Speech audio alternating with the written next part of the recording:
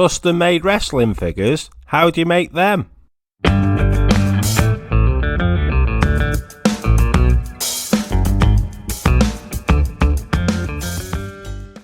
For a long time now, us wrestling figure collectors have appreciated the hard works and great craft of custom made wrestling figures. Whether it's WWF Hasbro, WCW Galoob, Jakks Wrestling Figures, TNA, we all love custom made figures. The skills and expertise of making a custom made wrestling figure has grown dramatically.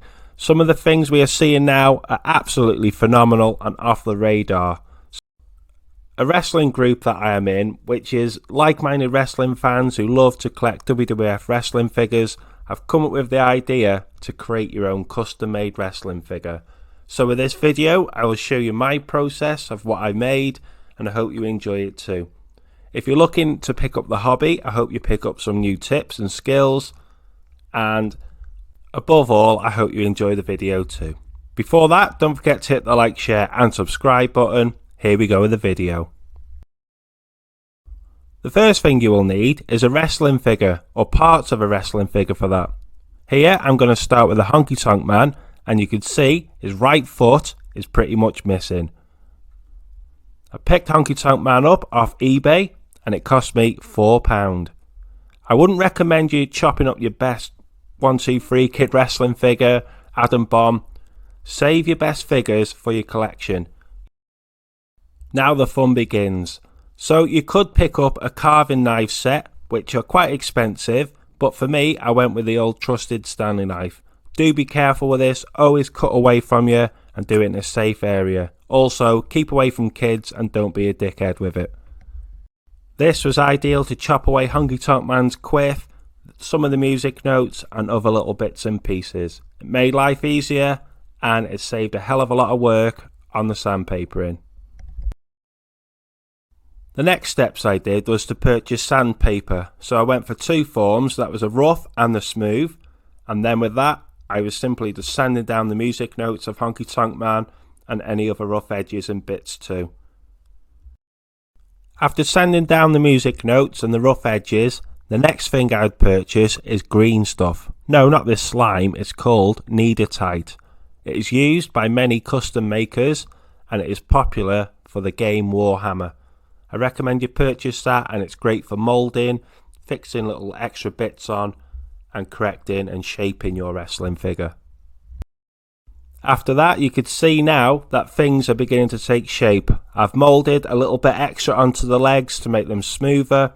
There's somewhat of like a suit jacket up top, and now Honky Tonk Man has a different hairstyle. The quiff is gone and the action figure is beginning to take place.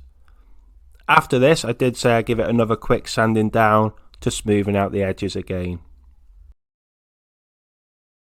With being satisfied with the action figure, the next steps for me was to purchase some white primer and give the action figure an undercoat before I started painting. So the paint arrived, cost me £5.89. The next steps was to spray it. Nice and gentle, took me time, put it on in thin layers, and this is how Honky Tonk Man ended up. Everything's so good so far. The next steps was to paint the thing. Bloody hard work I will say, and I went with acrylic paints. One thing I will recommend is that you pick up high quality paints. With a lower the scale of paint, you're not quite going to get the quality that it deserves. Same goes with paintbrushes too. Better the quality, better the product. Painting the figures can be really hard to do, but don't forget the greatest of customizers started from nothing. Give yourself some time, give yourself some practice, and I guarantee you'll be absolutely brilliant towards the end of it. I know this figure isn't the best, but hey, I give it a go. I give it a go for the competition, and hopefully it will raise something for charity. One thing I did do towards the end was seal the figure with PVA glue. That helps keep all the paint in place and it saves it from flaking away. So with everything complete, it's now over to you. I hope you make some fantastic custom figures, better than this one, that's for sure. Anyway, I had a go and that's the main thing.